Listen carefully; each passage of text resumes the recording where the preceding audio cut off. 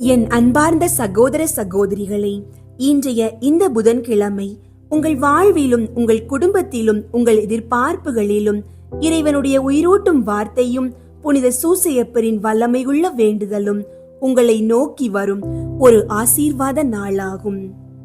இன்றைய இறை வார்த்தை மத்தேயு 13ஆம் அதிகாரம் 4 முதல் 9.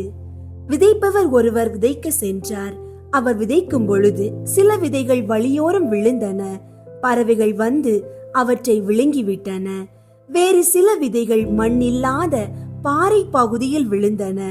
மண் ஆழமாக இல்லாததால் அவை விரைவில் முளைத்தன. ஆனால் கதிரவன் மேலே எழ அவை காய்ந்து வேறில்லாமையால் கருகி போயின. சில விதைகள் முட்செடிகளில் இடையே விழுந்தன. முட்செடிகள் அவற்றை நெருக்கி வளர்ந்தன. ஆனால் சில நல்ல நிலத்தில் விழுந்தன. அவை 100 மடங்காகவும் 60 மடங்காகவும் 30 மடங்காகவும் விளைச்சலை கொடுத்தன. கேட்க செவியுள்ளோர் கேட்கட்டும். அன்பார்ந்தவர்களே, இன்றைய இறை வார்த்தை நம் உள்ளங்களை நேரடியாக தொடுகிறது.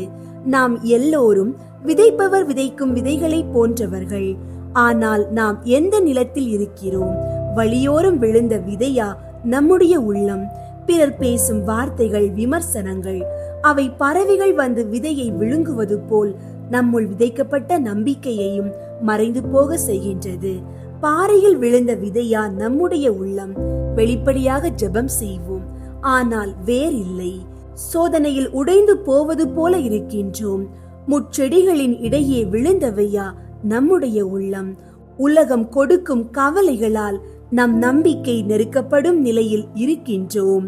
அல்லது நல்ல நிலமா? இறை வார்த்தையை தங்கமாக ஏற்றுக்கொண்டு நம் வாழ்வில் பல மடங்கான வெறுமனை நன்மைகளை மட்டுமல்ல, ஆன்மீக விளைச்சலை கொடுக்கும் நிலமாக இருக்கின்றோமா? சிந்திப்போம்.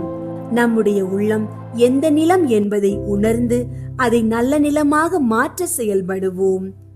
புனித சூசையப்பரை குறித்து சுகிர்த மன்றாட்டு. இரக்கம் நிறைந்தவருமாய் எங்கள் அன்பு வணக்கத்துக்கு உரியவருமாயிருக்கிற தந்தையாகிய புனித சூசையப்பரே, உம்மை மன்றாடி உமது அடைக்கலத்தை தேடி மனம் இறங்கி கேட்டதை அடையாமல் போனதில்லை என்று புனித தெரசம்மாள் உறுதி அளித்ததை நினைத்தருளும். என் அன்பு தந்தையே, இப்படிப்பட்ட நம்பிக்கையால் தூண்டப்பட்டு நான் உமது திருப்பாதத்தை தேடி வருகிறேன்.